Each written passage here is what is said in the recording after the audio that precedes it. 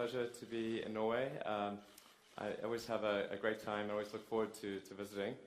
And in fact, on this visit to Europe, I'm only in Norway. I'm just coming for you. So I think I'd like to just express a word of appreciation, thanks for the support of Norway for electric vehicles and being the leader in the world on a per capita basis for the adoption of electric vehicles. I think everyone in Norway should be incredibly proud of that fact. I think that's wonderful. And at Tesla, we actually consider Norway to be the pioneer, particularly for cold weather activity. It remains the case that our top individual customer in the world lives in Narvik. Obviously it's above the Arctic Circle, and he's such a big fan that he bought a bunch of Teslas, and he's just letting the townspeople use them whenever they want. Great guy. Let's see. I think for thinking of both sides of the energy equation, there's sustainable energy generation and the sustainable energy consumption. So on the one side, Norway has a tremendous structural advantage with the fjords and being able to generate immense amounts of hydropower. And that's something that I think that can be done in a way that's aesthetically in harmony with the environment and doesn't disrupt the local ecology. And I think there's immense growth potential, a really immense growth potential in Norwegian hydropower, which when combined with long-distance, high-efficiency power lines can actually supply a very significant portion of Northern Europe's electricity needs. So I think, as the world transitions away from hydrocarbons, Norway is actually in an excellent position, maybe the best position of any country in the world, to ramp up sustainable power generation, and then the great thing about sustainable power is that it's a long-term industry, a long-term revenue source. So I think people in Norway should feel very optimistic about the future as the world transitions away from hydrocarbons. So I think doing great, sort of leading in sustainable power generation, leading in sustainable transport. Norway is doing an amazing job and is leader in the world. So it's sort of like word of congratulations is in order, and people should feel great, really great about that. Let's see. Looking into the future on the transport side, obviously it's incredibly important that we achieve affordable electric cars. Tesla recently announced the Model 3, which is a much more affordable EV. Actually got a tremendous amount of interest from Norway. We had lines at our stores, which shows the level of interest. So we're really looking forward to producing a great, affordable electric car, which has been Tesla's mission from the beginning. So if we could have produced a great, affordable electric car on day one, that's absolutely what we would have done. But the only way to success was, for a small company with limited resources, was to start off with a low-volume, high-priced car, go to a mid-priced, mid-volume car, and ultimately to an affordable, high-volume car. And that's what we're sort of getting to step 3, which is obviously vital to have a real effect on the world. So the Model 3, the affordable electric car, has really been the dream of Tesla from the beginning. We had the product launch a few weeks ago, I mean, and the interest level actually surprised even us. We're now at almost 400,000 orders for the Model 3, which actually makes it in terms of pre-orders, the highest, basically the biggest product launch of any kind, car or otherwise, in history, because it's sort of on the order of $14 billion worth of car orders in a little over a week. So I think that's great, and it shows that people have a lot of faith that we're going to produce a great affordable electric car. And I think they're right, and I think this car is going to be great for middle-class families. So I can't wait to bring that to Norway. I'd like to give a word of thanks also to the people in Norway who have for a long time fought for sustainable transport and sustainable energy. I know there are people that have been fighting for over 30 years to support electric vehicles and sustainable energy, and so I'd like to say thank you to those people. We wouldn't be where we are in Norway today without their support. Just a general thank you to the Norwegian people and the Norwegian government for the support of electric vehicles. Takk.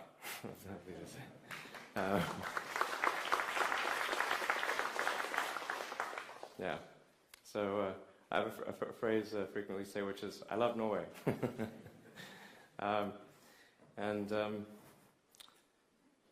So thank you for your support. Like I said, my message is very simple, which is, Norway has a tremendous opportunity, probably the best opportunity of any country in the world for sustainable energy production. It needs to be done in a thoughtful way, such that it's aesthetically appealing, blends into the local environment, and doesn't disrupt the local fisheries and wildlife, which I think is very doable. I think that's a very exciting future for the country. Let's see. I think that's mostly what I wanted to say, and I think we're going to go into a Q&A. So we'll do sort of a back and forth conversation.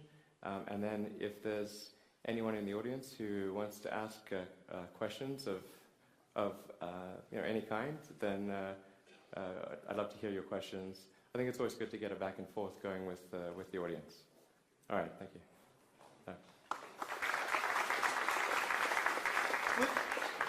Would you prefer some questions from the audience now, or should we sit down with the minister and I think take let's sit down with the minister, have that discussion, and then turn it to audience questions. Thank you. All right. Okay. Hey, nice to meet you. Mr. Musk, if you'd like to sit here.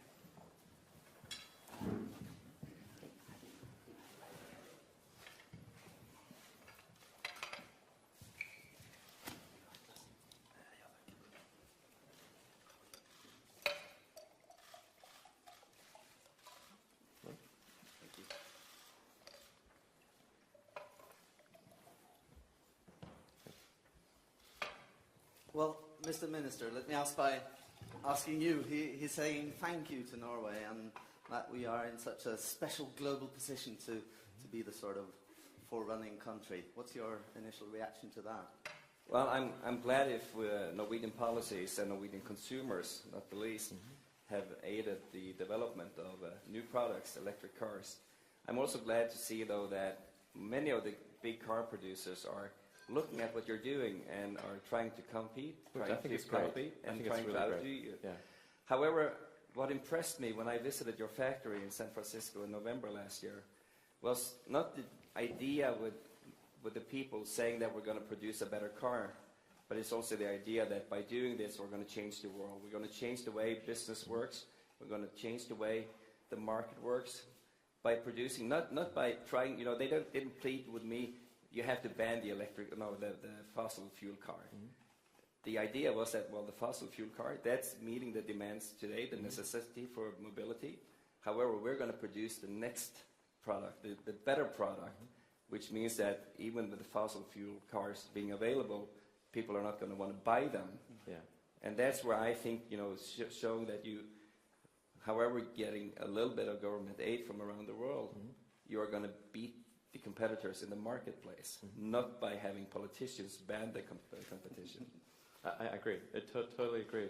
Our philosophy at Tesla from the beginning has been to show that an electric car, if it's designed well, can actually be better than an internal combustion car. For a long time, people were under the impression that electric cars had to be slow, not good looking, low range, kind of like a golf cart. And so it was extremely important to break that misperception, to change that misperception. And I think with the sports car, the Roadster, we were able to show you can actually have a fast electric car with good handling, long range, that looks good, even though it was very expensive. And then with the Model S, we're showing you can actually have an electric car as a daily driver, and it can compete against the best of the gasoline or diesel premium EVs. And now with the Model 3, we're our third generation with much higher economies of scale. We've got the Gigafactory, and we've got the much higher volume production line. And there's really two things that are necessary to achieve a compelling mass market product. You need to have multiple design iterations, and you need economies of scale. So I think we're finally taking a long time, and it's been a difficult journey, very difficult journey, but I'm super excited about being able to produce a car that most people can afford. And there'll be future cars that are even more affordable down the road. But with something like the Model 3, it's designed to be able to achieve. It's designed such that roughly half of people can afford the car. And then with fourth generation and smaller cars and whatnot, we'll ultimately be in the position where I think almost everyone can afford the car. But if I may, when you look in the future, how long until you really don't care about government policies when it comes to subsidies or tax deductions, where the product is affordable enough that you compete head-to-head with fossil fuel cars? Yeah, I think that's an excellent question. The thing that I think people don't totally appreciate is that every fossil fuel car is quite heavily subsidized. It may not seem like that, but it is.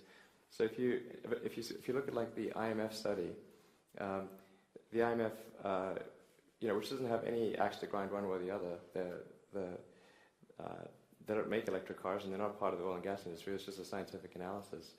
They concluded that the subsidies to oil and gas are at least $6 trillion per year.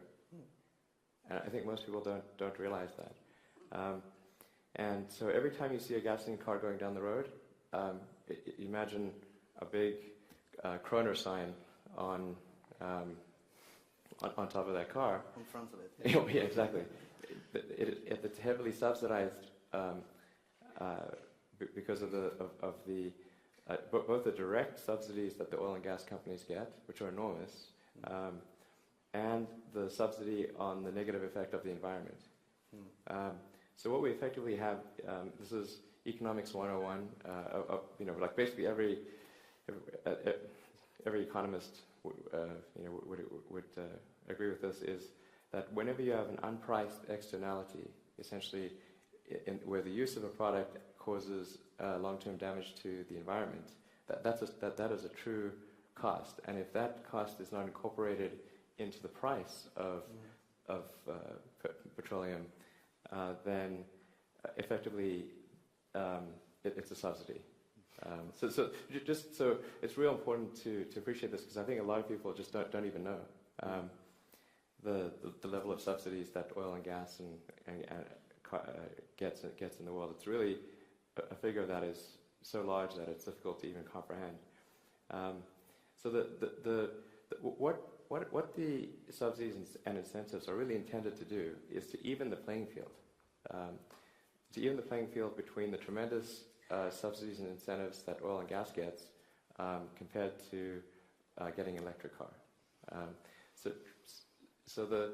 really the thing to do is to try to eliminate the gigantic incentives for gasoline or for oil and gas, in order to in order just to compete on a level playing field. Are you happy with the level of subsidies right now, Mr. Minister? I think the level of subsidies will be different from country to country. When you look at some other countries where you really subsidize fossil fuel like gasoline and diesel, of course that's not the direction we want to go into. Yeah. However, what I want you to expand a little bit on is when skeptics talk about the electric car, they say, well, you remove the pollution from the car, but you move it into the coal power plant instead. So does Norway have a lot of coal power plants? Norway does not, but from a European scale, you know, because if we're going to change the world and not just Norway, you have also, you know, how do you make the energy production greener and not just the car? Which is exactly why I emphasized in my talk, Norway has a tremendous geographic advantage with hydropower. Like I said, the hydropower should always be done in a way that fits in aesthetically with the local environment, and that doesn't disrupt local fisheries and that kind of thing, which it can be done. Particularly if you go with sort of micro dams or small dams, you know. So it's not like a giant hydroelectric plant, but it's sort of a series of micro hydro plants. Those can be done with no disruption to the environment.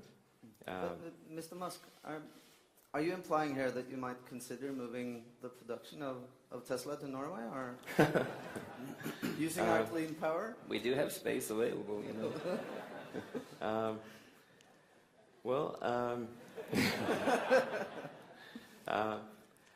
I have to say, even just hiring people for sales and service in Norway has been hard.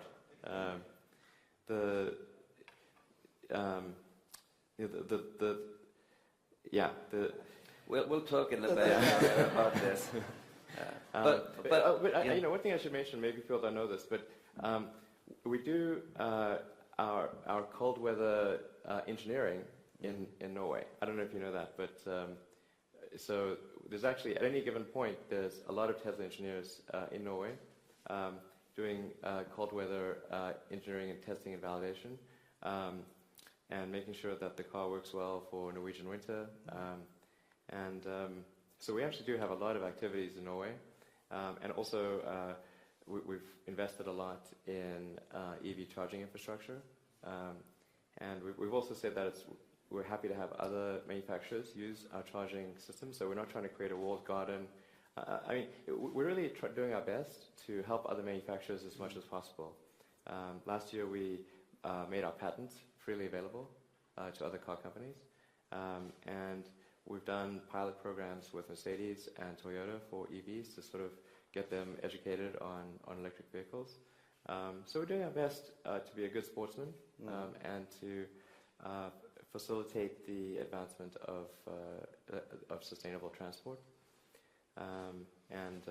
But yeah, I really want to emphasize, like, outside of the US, Tesla's investment per capita is actually the highest in Norway. Yeah. But you're doing a tremendous job in showing industry that you can make greener cars. However, when we look at developing our country, we want mobility between the cities and the countryside. However, we also want to avoid overcrowding the cities with personal cars. You've done a tremendous job to kind of remove pollution from the cars driving in the cities, but which makes a big difference on health. It does. However, really does. Can we expect Tesla also to help revolutionize mass transit when it comes to buses?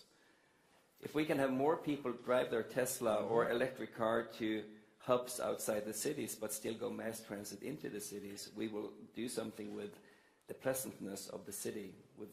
So we have an idea for something which is not exactly a bus, but would solve the density problem for inner city situations.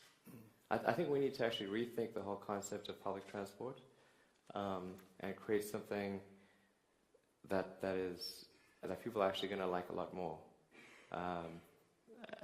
I don't want to talk too much about it because. Sorry, are you talking about the Hyperloop? No.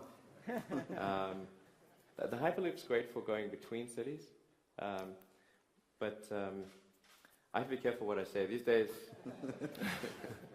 You're among friends. It's okay.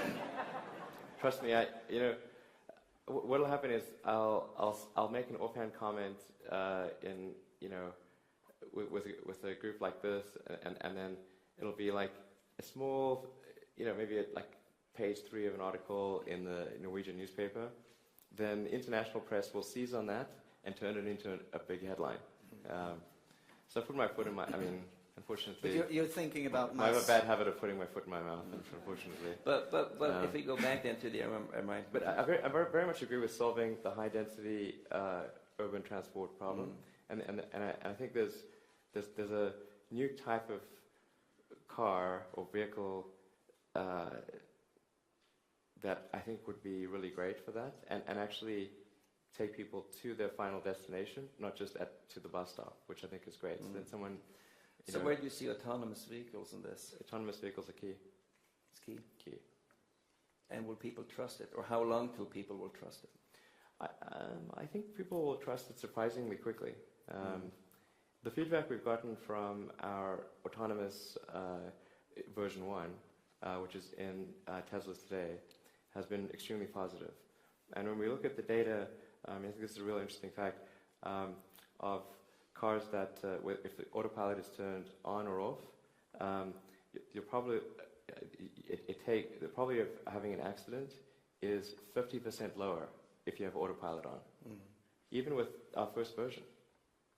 So we can see basically how many kilometers, what's the average number of kilometers to an accident defined by airbag deployment. And even with this early version, it's almost twice as good as a person. But to have this work in a society where you have a lot of different automakers from different continents, how important will it be for them to cooperate to make kind of a homogenized system, or is really every car going to be independent, so it doesn't matter what kind of system you have in the other car?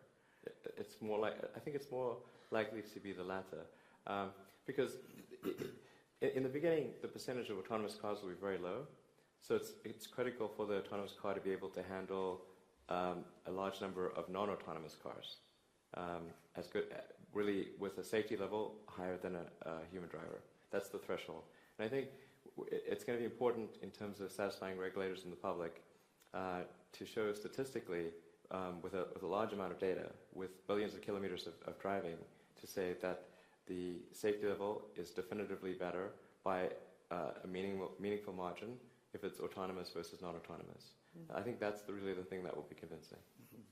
When you decided to kind of start to try to change things, why did you choose battery electric as your source of drivetrain? Why not hydrogen, or why not just go with biofuels?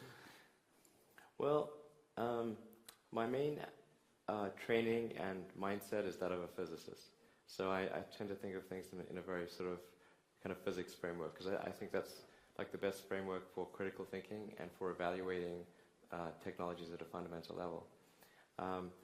Even when I was in college, it was very obvious to me that electric was the right path, because the fundamental efficiency of and then solar being the solar, in the case of Norway hydro, which is effectively indirect solar.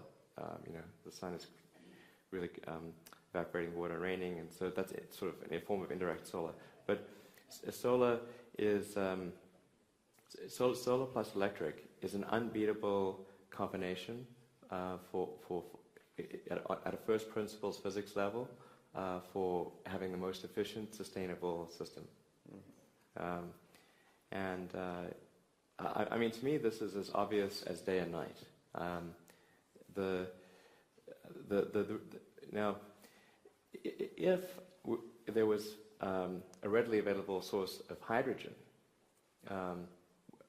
that wasn't bound up in water or bound up in hydrocarbons, then there would be the possibility of a fuel cell vehicle. But a fuel cell vehicle relies on hydrogen. So the only way to get the hydrogen is to electrolyze water and split the hydrogen and oxygen apart, which is a very energy-intensive and inefficient process. And then once you've split the hydrogen off, you've then got to compress it or render it to liquid form, which also takes a tremendous amount of energy. Then you've got to store it, and then even once it gets in the car, it then has to go through a fuel cell power plant to get turned into energy, and only then can that energy be applied to electric motors. So if you look at the total cycle efficiency of a fuel cell system, it is at least twice as bad. Well, its theoretical best case is twice as bad as electric in terms of the energy cycle. That's if the technology is perfect. And the technology is not perfect, so it ends up being maybe 200 to 300% worse than a solar electric alternative. Because the solar electric alternative, it's dead simple, and the energy transfers are very high efficiency. You essentially collect power from the sun, or from hydro, whatever, and then you charge a battery pack, which with almost no energy losses, and that's it. You're done. Perhaps we should open for some questions from the audience now. Time flies really quickly, so please keep your questions brief and precise. There's a microphone somewhere. It's over there. Please introduce yourself and.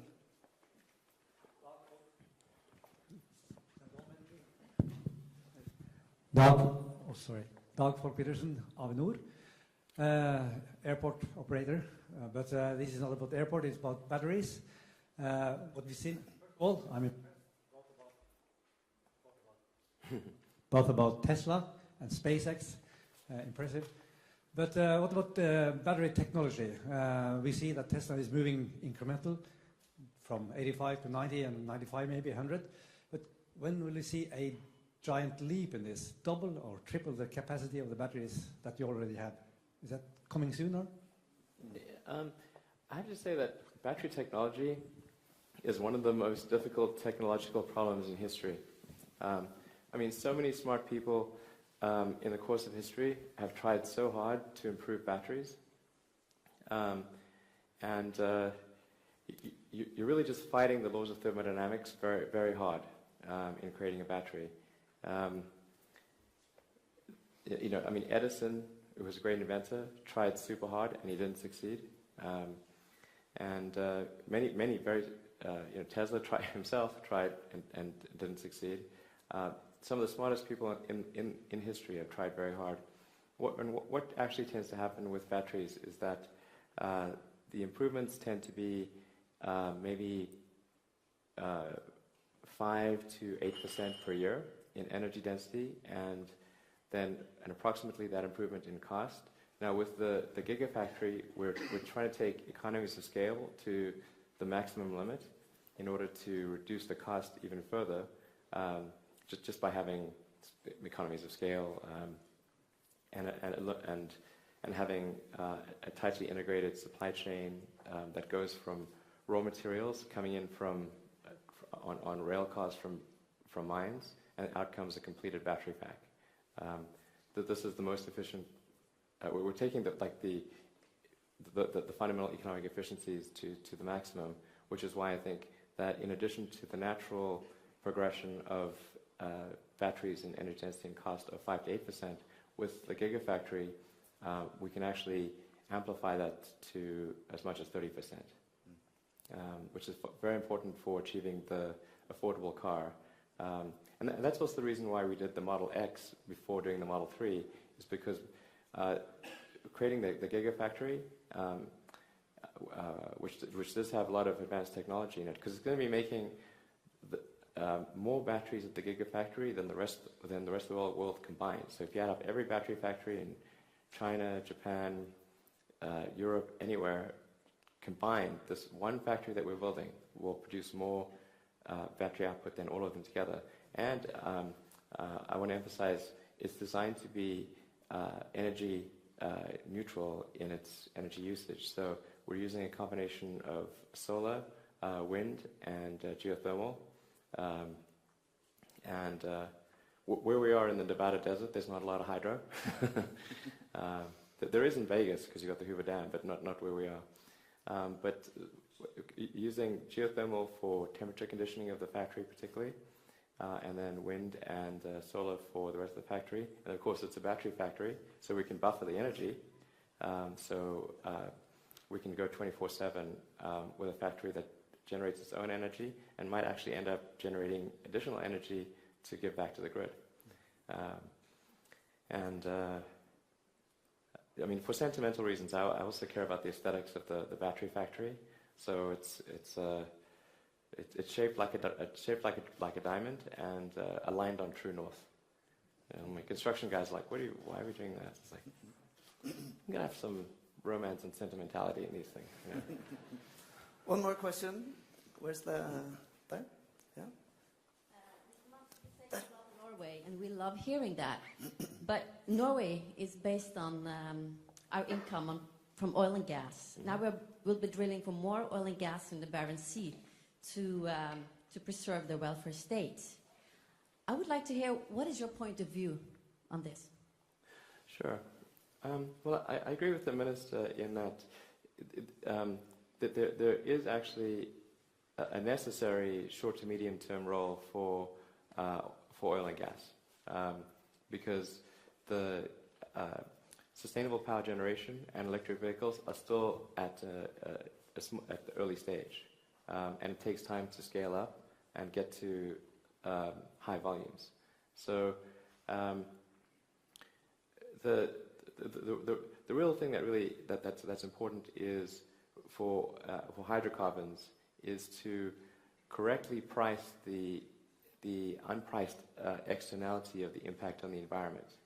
So market mechanisms work very well when the pricing is correct, but if the pricing does not of oil and gas does not include the environmental impact, that is a de facto subsidy, and so I mean I'm sort of disinclined to vilify the oil and gas industry, because if we didn't have them, then we would have economic collapse and people would be starving to death. I mean, it is very necessary in the short term, and it's just that we need to be taking the steps to accelerate the transition to a sustainable energy economy in Norway and throughout the world as quickly as possible.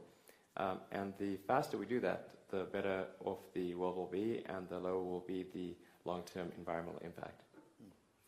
We're running out of time, I'm afraid. If I can just ask you towards the end, that you famously said that I'd like to die on Mars, just not on impact. How far are you away from that? From impacting? Yeah. Sure. So, I mean, that was actually prefaced by somebody asked me when I was going to retire, and I said, like, well, I don't really plan to retire. I mean, hopefully, at some point when I'm, too old to do a good job, then obviously I should retire, and then it would be kind of cool to retire on Mars and visit Mars. But not. I mean, if you're going to die somewhere, it would be cool to die on Mars. That's a nice ending, yeah. Actually. Mr. Musk, thank you so much for coming. Mr. Minister, thank you for joining us here on stage. Thank you. All right. Thank you very much.